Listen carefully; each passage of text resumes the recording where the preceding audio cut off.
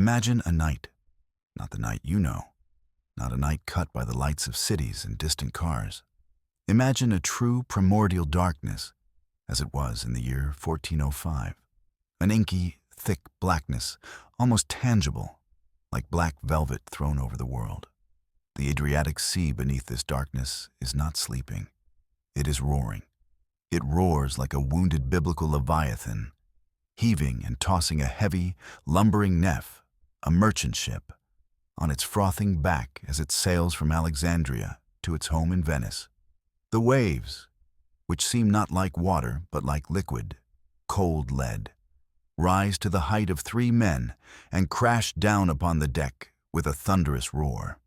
Each blow shakes the vessel to its very keel, and it feels as though the tarred oak planks are about to split apart, releasing dozens of human souls into the abyss.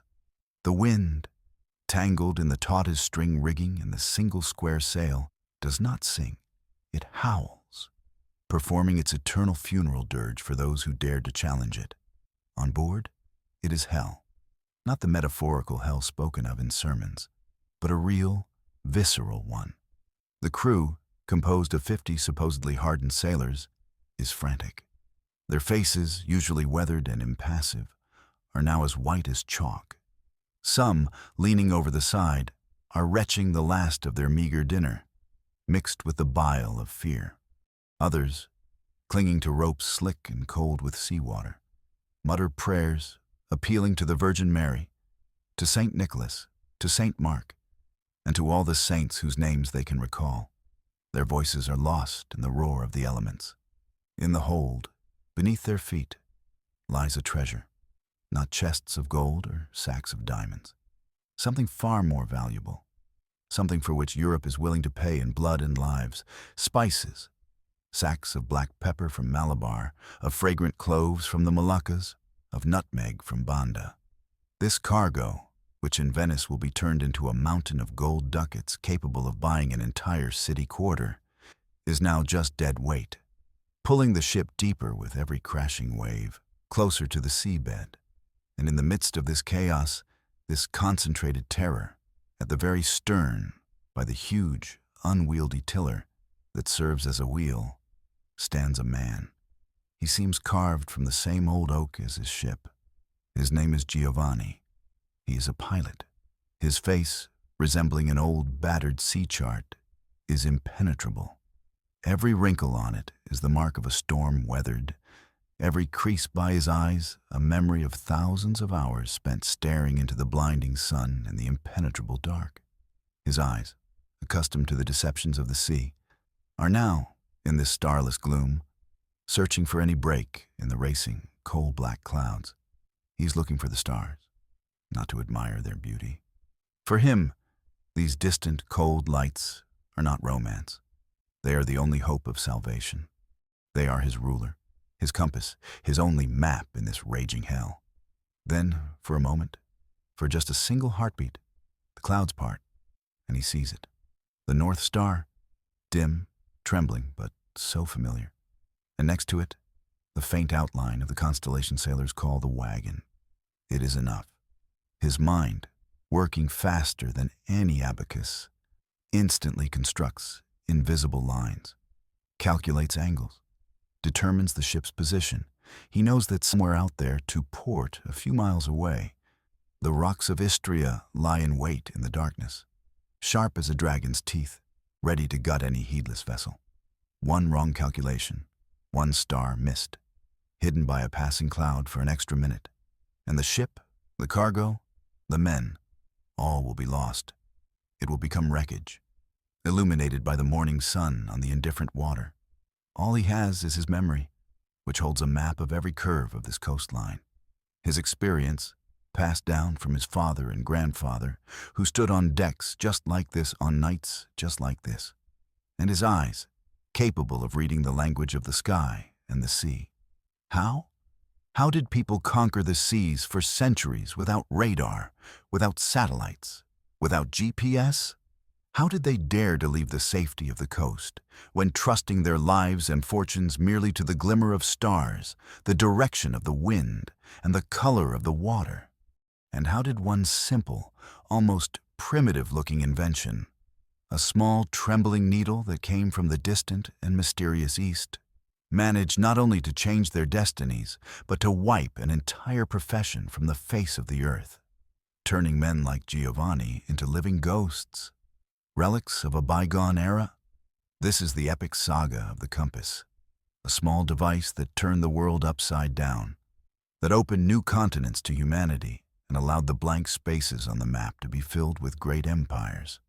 And this is a requiem for the pilots, the forgotten heroes of the seas, whose incredible, almost mystical art, honed over millennia, vanished under the relentless onslaught of progress.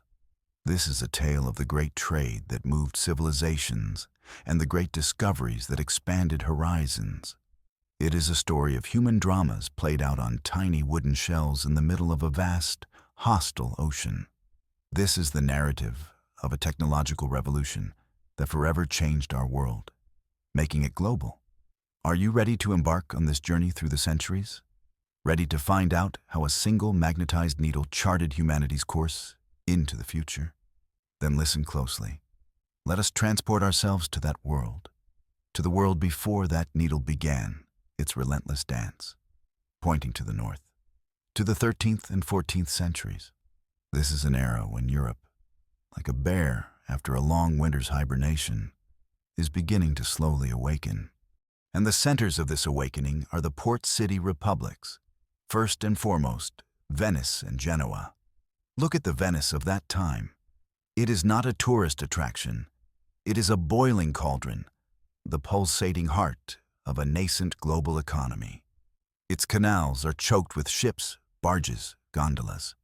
The narrow streets, more like stone corridors, hum with a mixture of languages. Here they speak the Venetian dialect, Greek, Arabic, broken Latin. The air, oh, the air. It is thick, dense, saturated with a complex bouquet of smells.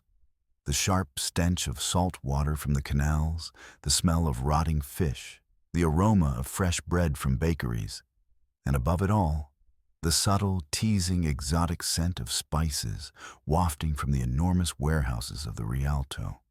It is the smell of money, of immense, fabulous sums of money. From here, from these stone labyrinths washed by the lagoon, invisible threads stretch across the entire known world. The Great Silk Road brings goods over land, but this path is long, dangerous, and controlled by dozens of intermediaries. The sea, that is the main artery through which the lifeblood of the European economy flows. But sailing in this world is an art on the verge of suicide. The ships of the time, cogs and nefs, were sturdy but unwieldy. They were designed to hug the coast. To venture into the open sea, to lose sight of land, was the greatest nightmare for any captain. Seafaring was cabotage, coastal sailing. Ships, like timid children refusing to let go of their mother's skirt, slowly crawled from one familiar cape to another, from one bay to the next. At night, if the sky was merciful and clear, the captain and the pilot would come out on deck to perform their sacred ritual. In their hands were instruments that today would seem more like museum exhibits: the astrolabe, an elegant bronze disc, covered in complex engravings resembling a piece of jewelry. Holding it at arm's length, the navigator would catch the light of the North Star in its sights to determine his latitude. Beside it lay the quadrant, which helped to measure the height of the sun above the horizon at noon. This was incredibly difficult work, requiring a perfectly steady hand on a constantly rocking deck and a crystal-clear mind after a sleepless, anxious night. The ancient Greeks, the daring Phoenicians, the fearless Vikings, they were all virtuosos of this celestial geometry. They read the starry sky as we read a book today. Each constellation was a familiar hieroglyph to them, carrying its own meaning. The North Star was their main beacon in the Northern Hemisphere, and the few who dared to venture into southern waters prayed to the Southern Cross constellation. But what if the sky was covered with clouds? What if a cold, exhausting rain fell for weeks, or a thick fog like milk rolled in from the sea, in which nothing was visible at arm's length. At such moments, navigation turned from a science into a desperate, blind guess. The sailors became helpless, like blind kittens in a vast desert of water. For such cases, there was only one aid: portolan charts. These were the first true sea charts, a treasure that every captain guarded with his life. They were drawn by hand on finely cured, smooth calfskin, and they were incredibly beautiful. Imagine such a chart. The coastline of the Mediterranean Sea, from Gibraltar to Constantinople, is drawn with astonishing, almost photographic accuracy. The names of hundreds of ports, bays, and islands are inscribed in elegant calligraphy. But the most important thing on a portolan chart is the fine, complex network of lines radiating from several central points, like a giant spider's web thrown over the map. These were the rhumb lines, showing the 32 directions of the wind. By placing a ruler along such a line, one could roughly understand what course to keep from one port to another. But these beautiful charts had one fatal, insurmountable flaw. They had no coordinate grid, no latitude and longitude. They were, in essence, a brilliantly accurate drawing of the coastline, but completely useless in the open sea. The chart could show you what the outline of Sicily looked like, but it couldn't tell you where you were in relation to it if you couldn't see the shore. You could be 10 miles from a safe harbor, or 100, and the chart remained silent. That is why, despite all the navigator's skill, the sea remained a death trap. Historians, analyzing the trade records of the time, come to a horrifying conclusion. Up to 40% of the ships that set out on long trading voyages never returned home. Think about that number. 2 out of 5. This means that every family that sent a father, husband, or son to sea knew that their chances of seeing him again were barely over 50%. And the main killer was not man, not pirates, although they were a terrible threat. The main killer was the ocean itself. Storms, which in the Mediterranean can arise in a matter of hours, broke thick pine masts like dry matchsticks, tore the strongest sails to shreds, or simply capsized the clumsy vessels. Thick fogs, especially in northern seas like the Bay of Biscay or the English Channel, hid deadly underwater reefs until the last moment. Unpredictable currents, about which there was no data, could imperceptibly carry a ship hundreds of miles off course, while the exhausted crew fought desperately against the elements. To this were added technological factors. The ships were made entirely of wood, and even a small leak, if not detected in time, could be fatal. The constant dampness caused the wood to rot, the provisions, especially hardtack, to become covered in green mold, and the drinking water in the barrels to bloom and become a source of disease. But the worst of all was the human factor. Fatigue. Imagine a watch that lasts for several days and nights during a storm. The men were exhausted. Their eyelids grew heavy. Their attention dulled. One mistake in calculation, one incorrectly given order to the helmsman, one sound of surf missed in a half-sleep, and disaster became inevitable. Knowledge was not standardized. It was empirical, personal. Every pilot, every captain, relied on his own, often bitter experience. What worked in the calm Adriatic could be deadly in the treacherous waters of the Atlantic. It is not surprising that the psychology of sailors of that time was a bizarre mixture of courage, fatalism, and the deepest, most primitive superstitions. The ocean, for them, was not just a body of water. It was a hostile, living, capricious being, inhabited by monsters. And this was not just a fantasy. When you sail for months across a boundless void, when giant squids or sperm whales sometimes appear from the depths, your mind can easily fill in the rest. Cartographers, to fill the empty spaces on their maps, drew giant sea serpents coiling around ships, krakens dragging vessels to the bottom, and cunning sirens whose songs led to certain death on the rocks. Before each voyage, complex rituals were performed. Sailors went to church and lit a candle to St. Nicholas, the patron saint of travelers, sacrificed a rooster, and wore amulets around their necks. To go to sea meant to find yourself on the edge of the world, where the laws of the land and human logic no longer apply, and your life hangs by the thinnest thread of luck. And all this mortal risk, all this terror, took place against a backdrop of booming economic growth. The demand for Eastern goods in Europe was colossal. Spices were not just a seasoning. They were a preservative, a medicine, an aphrodisiac, and, most importantly, a symbol of the highest status and power. A handful of pepper on an aristocrat's table said more about his wealth than gold plates. Silk, porcelain, precious stones, all of this was fuel for nascent capitalism. But coastal sailing made these goods fabulously expensive. Ships had to follow every curve of the coastline, call at dozens of ports to replenish water and provisions, pay numerous tolls to local feudal lords, and hire local guides in particularly dangerous places. This made the journey agonizingly slow and expensive.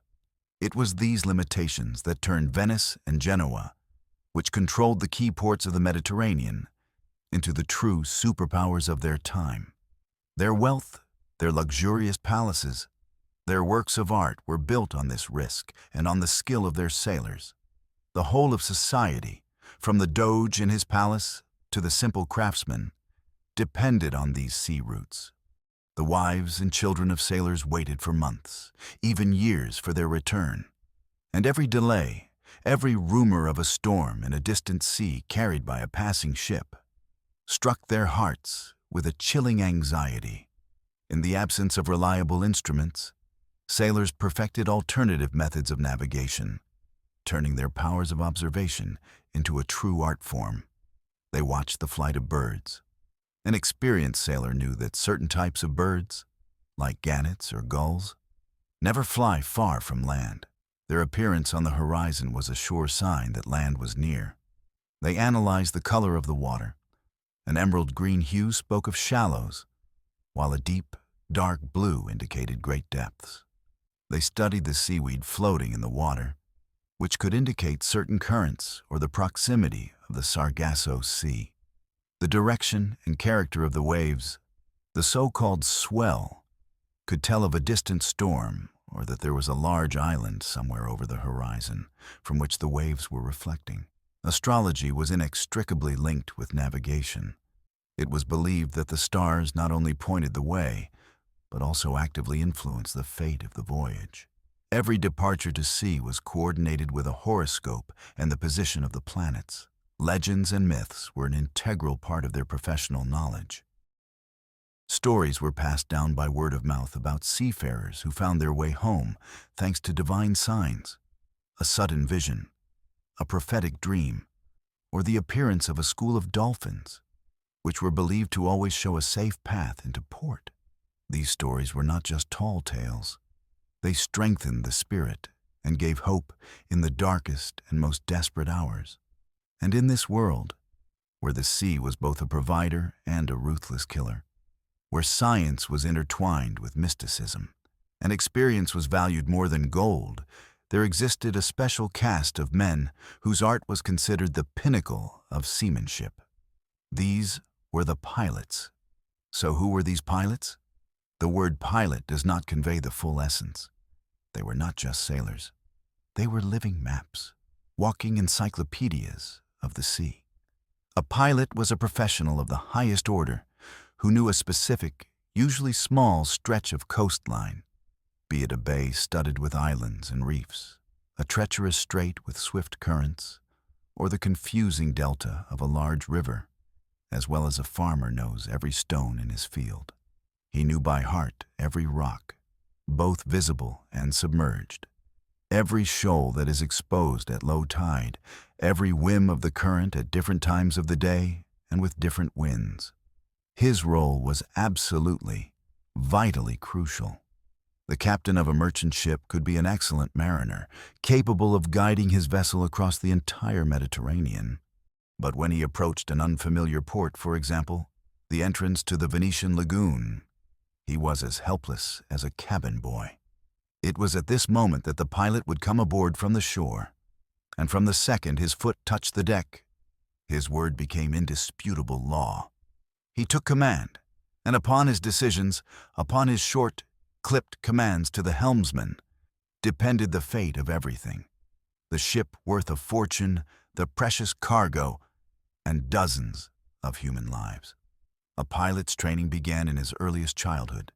It was a profession passed down almost exclusively by inheritance, by word of mouth, from father to son, from a grandfather to grandson.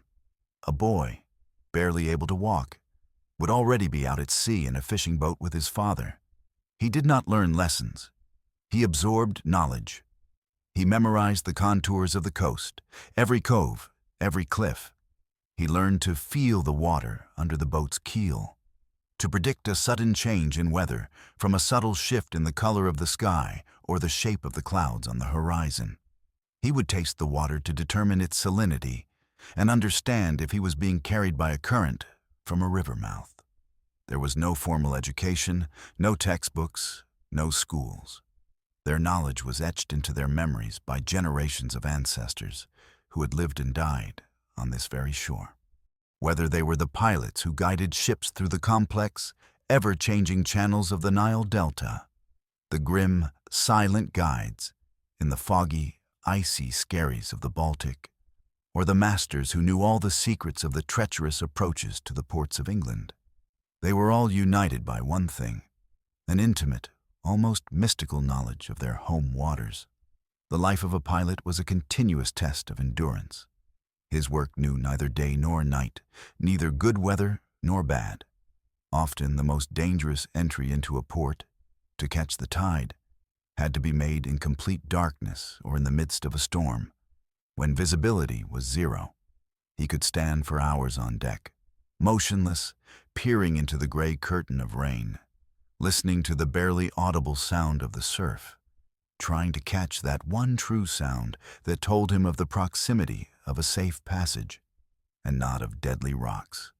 The responsibility that rested on his shoulders was colossal, almost inhuman. A single mistake, a single misinterpreted sign, a single delayed command, and he became the cause of a tragedy.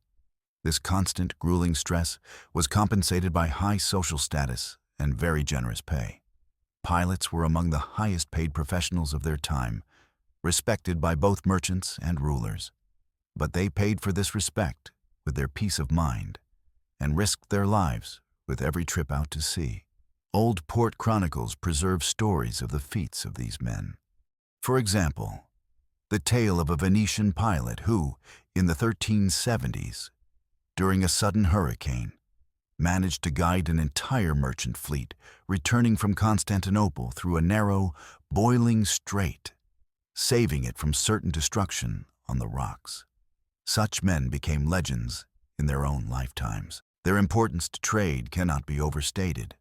The entire economic might of the maritime republics rested on their shoulders. Precious cargoes of spices, silk, and gold could be safely delivered from the most distant lands. But without a pilot, they risked being left forever on the seabed at the very entrance to their home harbor. Venetian and Genoese merchants treated their pilots not as hired hands, but as their most trusted partners. They entrusted them not just with ships. They entrusted them with the keys to their prosperity. The success stories of entire trading houses, like the Medici or the Fuggers, were directly linked to the genius and courage of the pilots who discovered new, safer passages, shortening travel time and risks. But there were also tragedies. History remembers cases where a mistake, indecision, or perhaps a sudden illness of a pilot led to the loss of entire fleets. Such a disaster was not just a financial blow, but a real tragedy for the entire city, causing bankruptcies, famine, and despair. In the cultural consciousness of the time, the pilot held a very special place. In legends and myths, he was portrayed as a guardian of the seas, a man with a special, mystical connection to the element of water.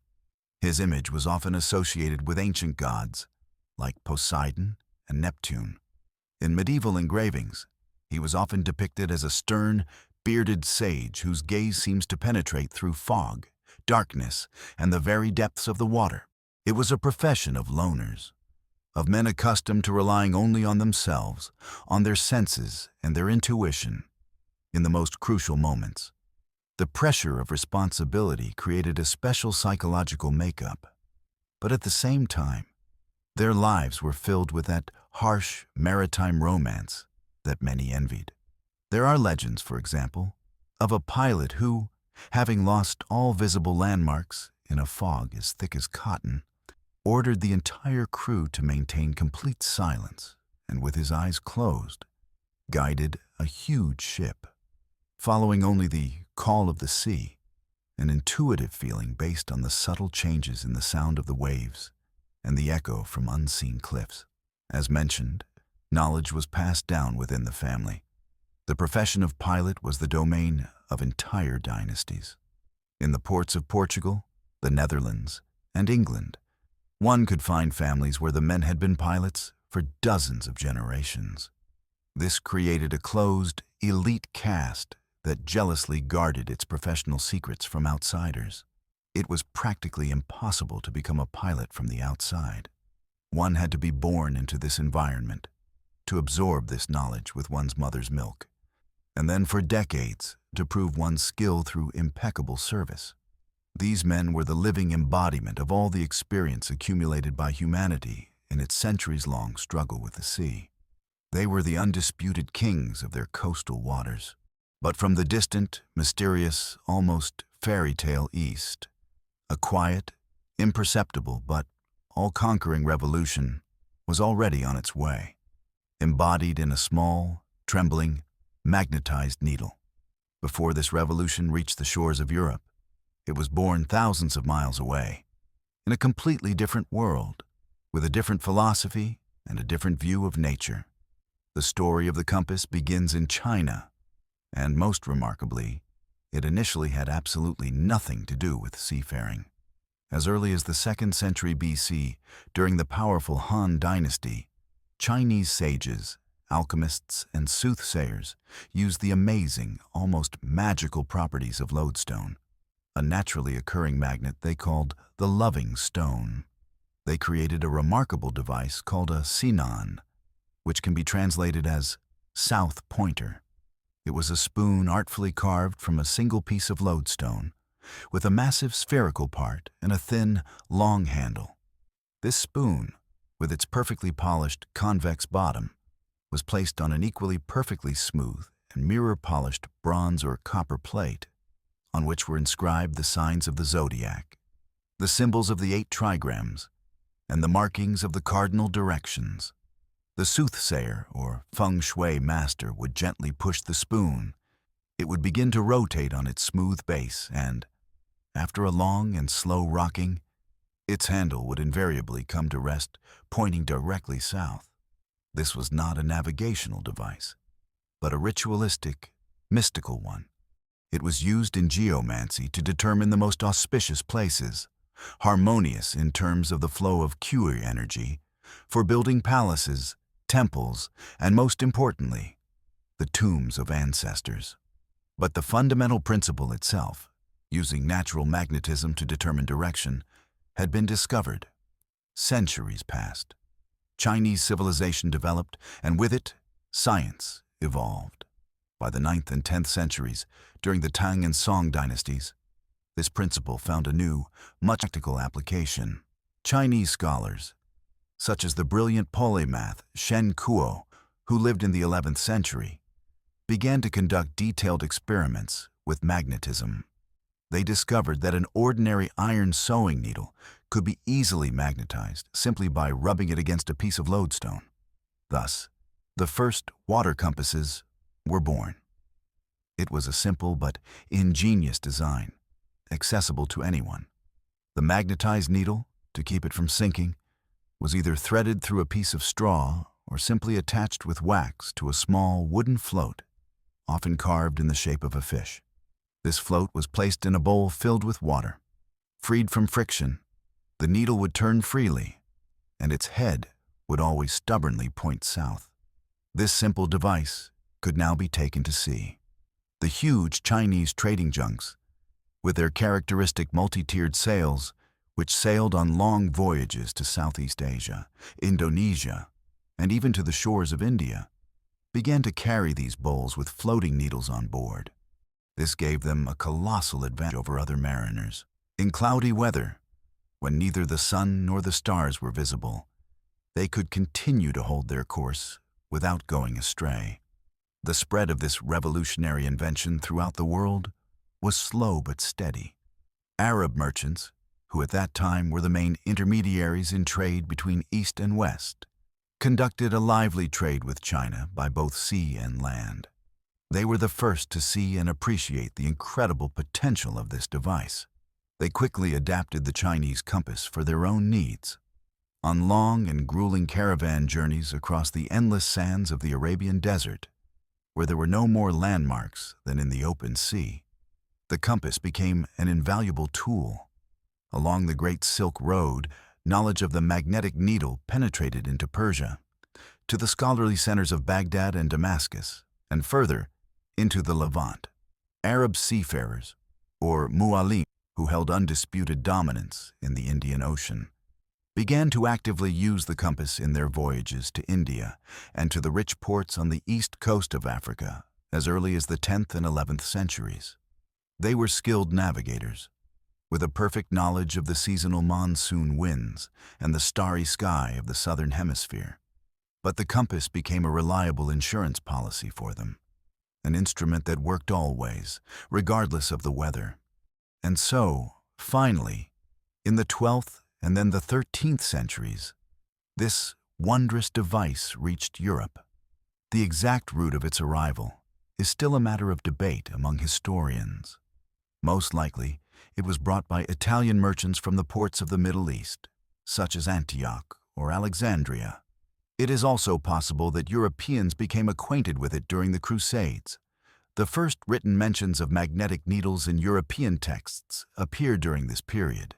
The English monk Alexander Neckham, at the end of the 12th century, described it as an instrument used by sailors when the sky is hidden by clouds and the North Star is not visible.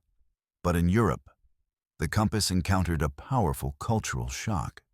Unlike the pragmatic and scientifically advanced East, medieval Europe was steeped in deep mysticism, religious dogma, and an irrational fear of everything unknown and inexplicable. The property of the needle, which stubbornly turns in the same direction on its own, without any visible cause, seemed supernatural, a manifestation of magic, or even the work of the devil. Sailors, on the one hand, instinctively understood its enormous benefit, but on the other, they treated it with great distrust and superstitious fear. The Church also held fierce debates about the permissibility of using such a witchcraft instrument, in which an unclean spirit might be enclosed. The first documented use of the compass in Europe is often associated with the Italian city republic of Amalfi, which was one of the pioneers of maritime trade with the East. However, early European compasses were extremely primitive and unreliable.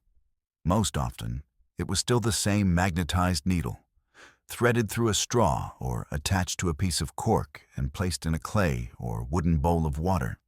This primitive design had a host of technical limitations. The needle's magnetization was weak and short-lived. It had to be periodically recharged by rubbing it again on a lodestone, which was called a leading stone. During the slightest roll of the ship, the water in the bowl would splash out, and the needle would hit the sides, disturbing the readings. It had to be constantly protected from any accidental impact. But most importantly, even with this primitive compass, sailors still could not fully use it in the open sea. The compass indicated direction, but it did not tell you where you were.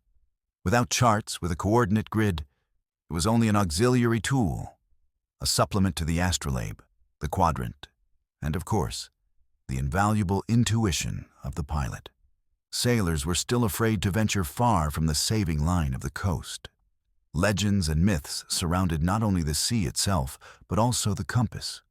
Stories were told that it stopped working in certain cursed parts of the world, or that it could be jinxed with a single evil glance.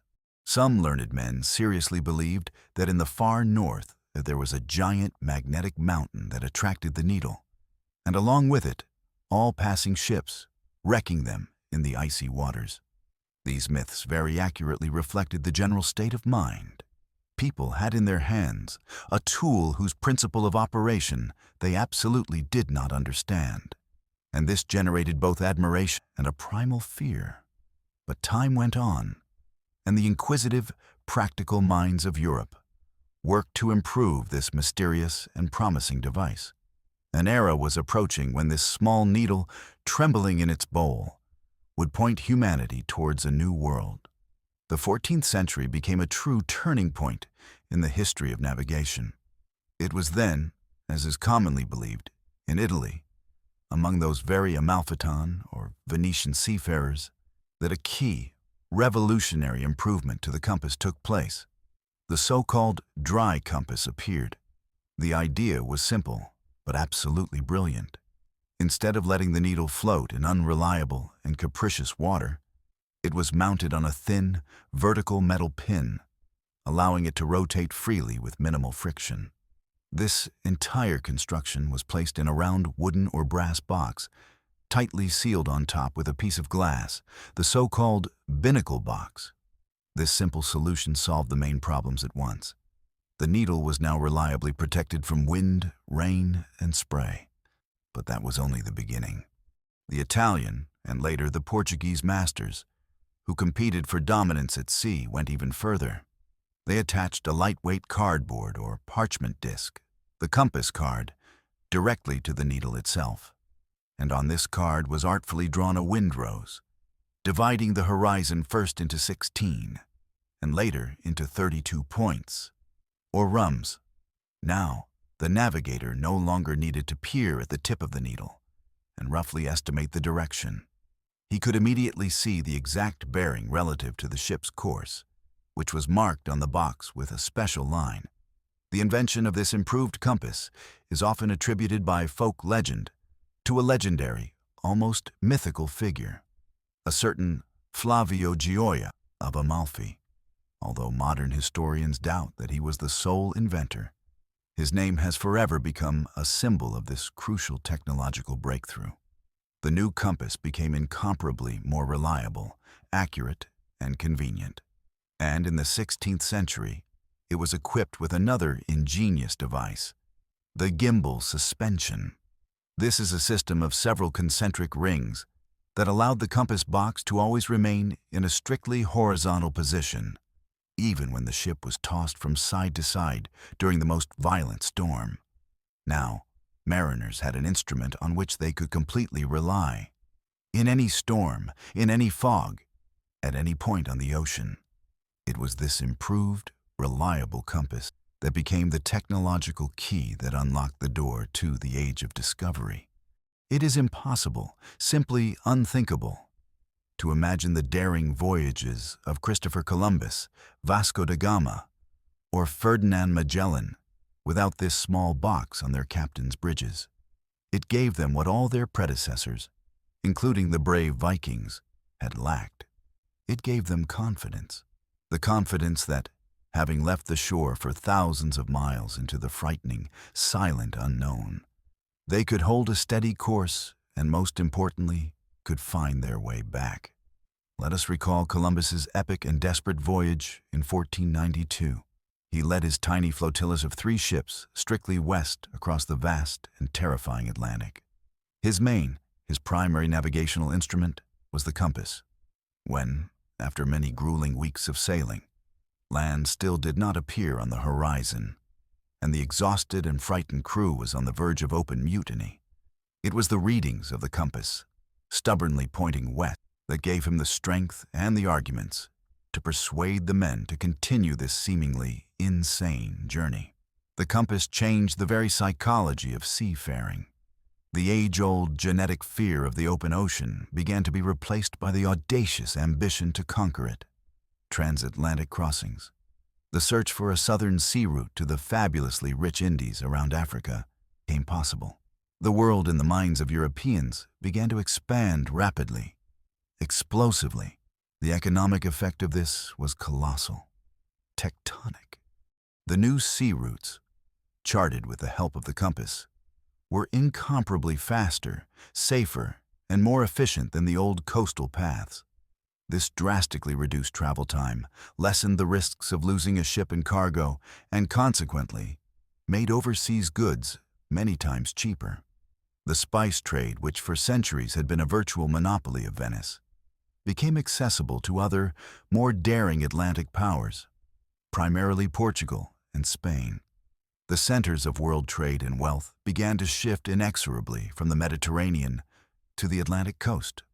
Lisbon, Seville, Antwerp, and a little later London and Amsterdam became the new, bustling financial and commercial capitals, the true gateways to a new, vast world. But the effect was not only economic. The compass triggered a powerful chain reaction of cultural and scientific changes. It facilitated an unprecedented cultural exchange and often a clash between the civilizations of Europe, Asia, Africa, and the newly discovered Americas. It became the main impetus for the rapid development of cartography. Now that it was possible to hold a constant course for thousands of miles, maps became much more accurate. Finally, a proper coordinate grid of latitude and longitude began to appear on them, which was a true revolution in geography.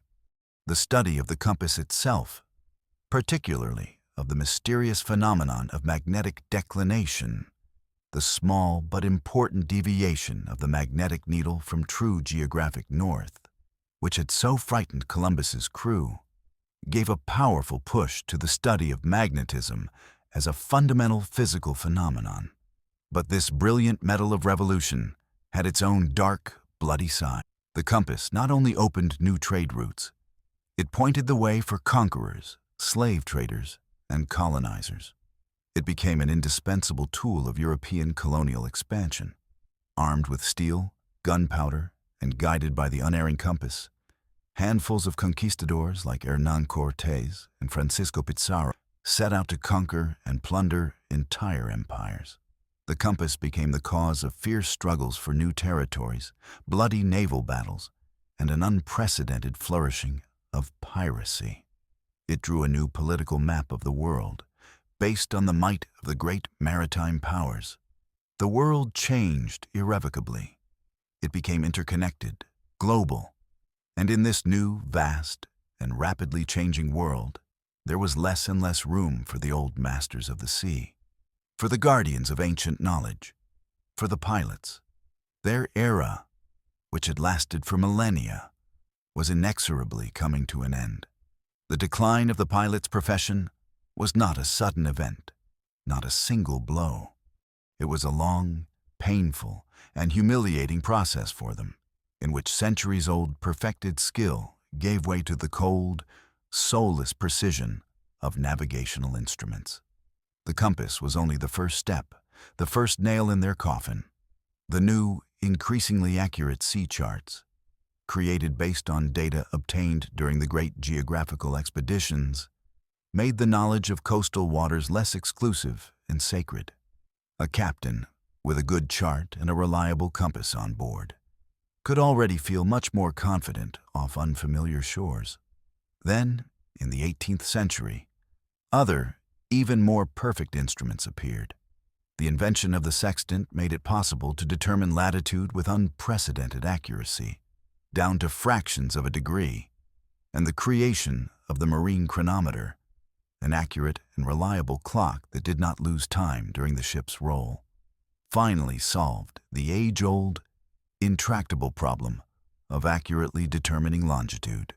Now, a navigator, by performing simple calculations, could determine his ship's coordinates with high precision anywhere in the world's oceans. Navigation was finally transformed from an intuitive art into an exact mathematical science. The priceless knowledge that pilots had stored in their heads for centuries, the knowledge that was their only capital and was passed from father to son as the greatest secret, was now systematized written down in textbooks and available to any educated naval officer. The reaction of the pilots themselves to these rapid changes was varied, but almost always tragic. Some, especially the older generation, tried to resist fiercely, arguing that no soulless instrument could ever replace the living human eye, experience, and intuition. They contemptuously pointed out the inaccuracies of the new charts, the fact that instruments could break or fail at the most critical moment. And they were right, but only partially. Progress, like water, always finds its way, and it was impossible to stop it. Others tried to adapt, grudgingly mastering the new instruments, but their unique, irreplaceable value was melting away before their eyes. The historical chronicles of the 18th century are full of sad stories about the last great pilots of Europe, who, like the last feudal knights in the age of gunpowder and cannons, looked like living relics of a vanishing world. Their services were still in demand in particularly complex, treacherous places, but it was no longer the absolute, undivided power over the ship that they had possessed just a couple of centuries before. The social and economic consequences of this process were dramatic. The pilots, once the true maritime elite, a caste of the chosen, gradually lost their high status and, more importantly, their income. Their functions were transferred to staff navigators and captains, who now received formal training in navigational schools that were opening up all over Europe. For ship owners and merchants, this was incredibly profitable. They no longer had to pay huge, often exorbitant fees to pilots in every port. The reduction in navigation costs made maritime transport even cheaper and more accessible, spurring global trade. But for the pilots and their families, it meant a slow decline, unemployment, and ultimately, complete oblivion. Their story is a classic, textbook example of how technological progress, while bringing immense benefits to society as a whole, can ruthlessly destroy an entire profession and break the fates of the people who were its bearers. A direct parallel can and should be drawn with the present day, where automation and artificial intelligence are similarly threatening the existence of many professions, from drivers and cashiers to accountants and analysts. Of course, the profession of the pilot did not disappear completely. It did not die, but it was radically transformed, shrinking to a narrow specialization. In the 19th and 20th centuries, with the advent of huge, unwieldy steamships and later modern giant vessels, the role of port and river pilots was preserved and even grew in importance. To guide a giant container ship 400 meters long through the narrow Suez Canal, or to dock a huge cruise liner in a tight harbor, is a task that requires the highest skill even today. But these are very different pilots from those of the past. Today's pilot is a high-tech specialist, a captain of the highest class who uses GPS, radar, echo sounders, and complex computer simulation systems in his work. His task is not so much to find the way as to ensure jewel-like, almost surgical precision maneuvering in a confined space. The ancient, almost mystical art of reading the water and feeling the bottom has given way to the cold analysis of data on a monitor screen. The trace of the old-school pilots, like our Giovanni, remains only in history. We find mentions of them in classical literature, for example, in the novels of James Fenimore Cooper or Joseph Conrad, in old port chronicles and dusty archives. In some old seaside towns, there are small museums or modest memorials dedicated to these forgotten heroes. But in the collective consciousness, they have become a vague, romantic symbol of a bygone era, the image of a wise master whose unique human knowledge was supplanted by soulless but frighteningly efficient technologies. The compass, for its part, the victor in this historical drama, has firmly entered world culture, becoming one of the most powerful and recognizable symbols. In art and literature, it symbolizes the search for a path, not only in a geographical sense, but also in a spiritual and moral one. It has become an emblem of travel, adventure, freedom, purpose, and hope. We see its image on the coats of arms of geographical societies, in old paintings, in pirate stories, and in the novels of Jules Verne. The compass is a promise that even in the darkest, most confusing, and desperate situation, there is always a true direction, a guiding thread. The legacy of the compass is immense and all-encompassing. All of modern navigation, from the GPS receivers in our smartphones to the most complex inertial guidance systems in airplanes, missiles, and spacecraft, is its direct technological descendant. It fundamentally changed the education system, making geography and astronomy compulsory subjects for any educated person. The geography lessons of the 19th century, in which schoolchildren excitedly learned to work with a map and compass, laid the foundations for the modern spatial thinking that we take for granted today. One might ask an interesting question. What if the compass had not been invented, or, for some reason, had not become so widespread in Europe? Alternate history could have taken a completely different, unpredictable path. The age of discovery would probably have been delayed for centuries. Colonization, globalization, the scientific revolution, all these fundamental processes that shaped our modern world would have been slowed down or would have followed a completely different scenario. The world would have remained much more fragmented, and the oceans would have continued to divide rather than connect the continents. Perhaps maritime empires like Venice would have retained their power much longer, and pilots their key role and high status. What would our world look like without the compass? It is a question to which there is no precise answer, but it makes us think deeply about the decisive role of technology in human history. And even today, in the age of pervasive satellites and digital technologies, the good old magnetic compass has not surrendered its position. It is still used by tourists, soldiers, geologists, and aviators as a simple and absolutely reliable backup instrument. Every smartphone has its digital descendant, a miniature chip magnetometer. It has evolved from a needle floating in water to this chip, but its essence remains the same. It still uses the great and invisible magnetic field of the Earth to show us the way. It is still just as reliable and simple, and in a critical situation, when all the complex electronics fail, it is the compass that, just as it did hundreds of years ago, can save a human life. Behind all these grand historical processes, behind the change of eras and technologies, there are always the destinies of specific, living people. Let us return for a moment to our pilot, Giovanni. Imagine him as a very old man, sitting on the sun-warmed stones of a pier in the port of Venice. He no longer goes out to sea. His eyes have grown weak and his hands tremble. He sees new, previously unseen ships entering the harbor, swift, elegant caravels capable of sailing against the wind.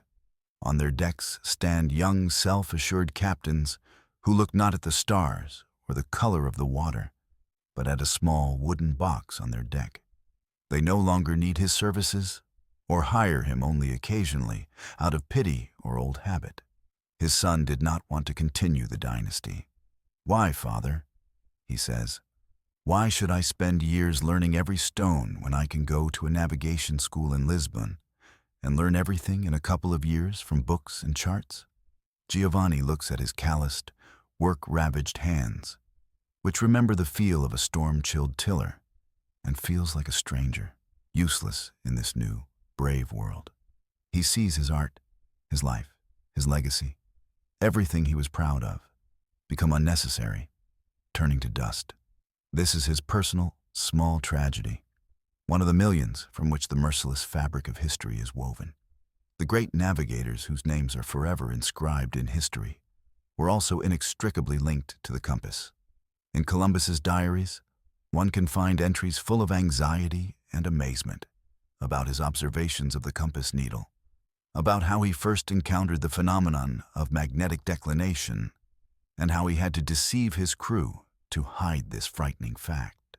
For Magellan and Vasco da Gama, The compass was the main instrument that allowed them to make their incredible circumnavigational voyages. They trusted it more than they trusted their men, and it did not let them down. It is also worth mentioning those whom official history has almost overlooked: women. Navigation was an almost exclusively male domain. But in port towns, women played a huge, though invisible, role. They mended nets and sails, ran the taverns where sailors gathered and exchanged information, and most importantly, they waited. There are half-forgotten legends of female boat operators or the daughters of lighthouse keepers who knew their coastal waters as well as men and, at a critical moment, could give life-saving advice from the shore to a ship lost in the fog. Their stories are the unseen, reverse side of the great and harsh maritime saga. So, what do we have at the end of this long journey? The compass is not just an instrument. It is a true catalyst that set off a chain reaction that completely transformed our world. It changed trade, redrew the political map, gave a powerful impetus to science, and forever changed our understanding of the planet we live on. But this dazzling progress had its price, and it was paid by people like Giovanni. The story of the disappearance of the pilot's profession is a poignant, bitter reminder that every technological revolution has its victims. It is a story of how unique human experience, accumulated over millennia, can be devalued and forgotten within the lifespan of just 1 or 2 generations. This raises a deep, eternal philosophical question for us. What do we lose when technology replaces human skill, intuition, and experience? Do we become stronger as a result? Or, on the contrary, do we lose something important, something that makes us human? Today, we stand on the threshold of new, even more momentous technological revolutions that could change our lives even more radically than the compass once did. And perhaps the story of the small magnetic needle and the forgotten masters of the sea can teach us something very important about the future that we are building right now. What invention, what technology will change your life, and what will be the price of that change? Think about it.